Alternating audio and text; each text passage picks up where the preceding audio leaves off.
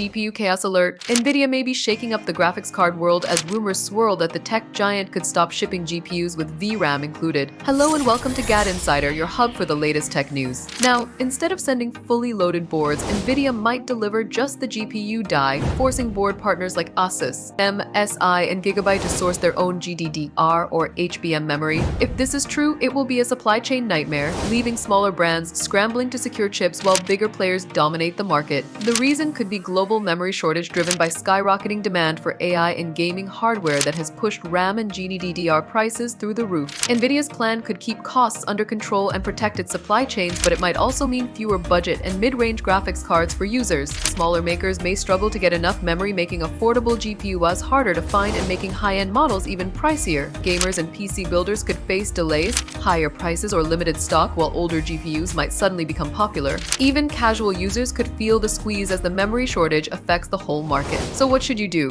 Don't panic buy just yet. Keep an eye on official announcements from Nvidia and its partners, track GDDR and HBM prices, and consider whether your current GPU can hold you over a bit longer. For those who need a card now, acting fast could beat the price hikes. Otherwise, patience might be the best strategy till the GPU world is under turbulence. This could be the biggest shakeup for graphics cards in years, and it's about to test who really controls the GPU market. For more updates, tips, and tricks and gaming news like this video, comment and subscribe to GadInsider. Don't forget to click the bell icon so you never miss any tech update.